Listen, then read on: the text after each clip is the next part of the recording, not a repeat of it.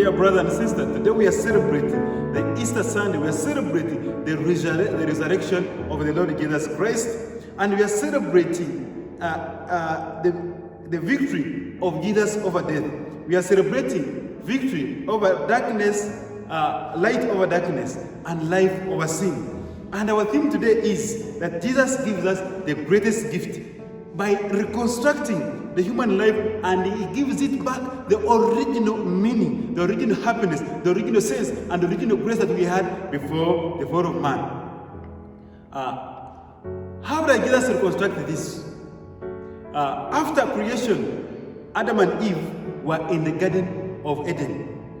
And we see Jesus at this time, he went back to the Garden of Gethsemane so that he may be able to reconstruct the story, because sin happened in the garden. So Jesus goes back to the garden that he may be able to reconstruct our life. That means Jesus becomes the new Adam. Mary becomes the new Eve. And you have seen some of the statues of where Mary is stepping on the snake. The snake that tempted Eve, dear Mary is able to step on its head. And we see that Jesus becomes the greatest, better Adam, and Mary becomes the new Eve and the better Eve. After Adam and Eve had sinned, they found themselves naked. And God had to cover their nakedness. Jesus on the cross is naked again. He just accepts to take back to share in our nakedness so that he may be able to clothe us with the dignity that we lost at the beginning. And now Jesus is reconstructing our life again, that he shares in our nakedness, that he may be able to clothe us with the dignity of God. Adam and Eve ate the forbidden fruit and died. Now for us to live, Jesus gives us his body, this is the Eucharist, so that we may be able to eat his body, to drink his blood, and so that we may be able to live. Even our ancestors who died a long time before the coming of Jesus Christ, before the coming of Christianity, we hear in the Passion narrative, especially in the Gospel of Matthew, that when Jesus died, all the dead, all the bodies of the saints were able to resurrect and enter the city of Jerusalem. What does this one teach us? That all the time we must strive to be very good people. We must live a worthy life, because those who lived the worthy life before the coming of Jesus Christ, he was able to pick them from hell. And you remember that when they were reciting the creed, he descended into hell. What took Jesus to hell was to remove all those who had lived a worthy life before him, and he was able to also to receive the resurrection of Jesus Christ. When Jesus Christ was on the cross, he said, "It is accomplished." What did Jesus mean when he said it is accomplished? It means his work that had brought him to reunite human beings back to the Creator. He had finished accomplishing it. And that's why we are celebrating the resurrection of Jesus Christ, because Jesus Christ, he was able to make anew the fellowship that humanity had lost with God the Father.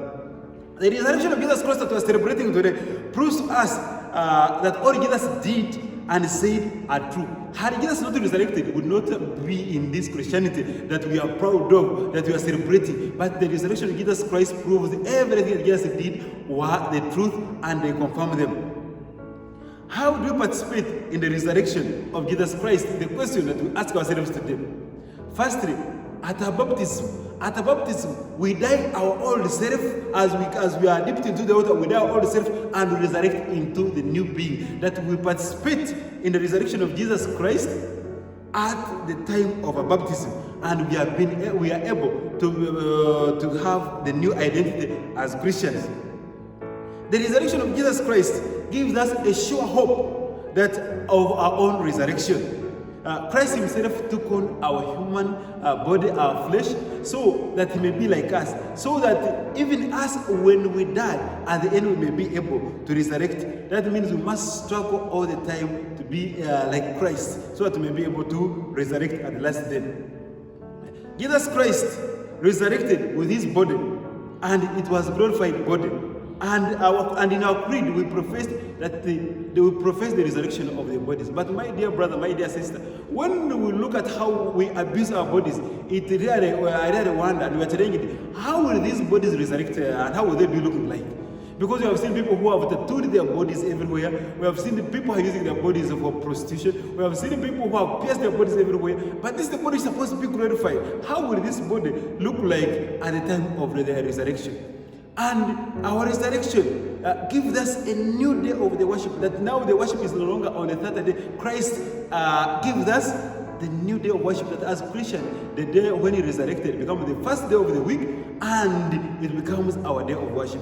And we also celebrate the resurrection of Jesus Christ because it gave the humanity the calendar. Whenever we speak today is 2023 after the days of Jesus Christ. And the days of Jesus Christ said everything new, was able to renew and even renew the calendar. So dear brothers and sisters, as we celebrate the resurrection of Jesus Christ, I want to say a happy Easter, and let us celebrate the resurrection of Jesus Christ because we are also celebrating our own resurrection that we shall receive at the end of time. The Lord be with you.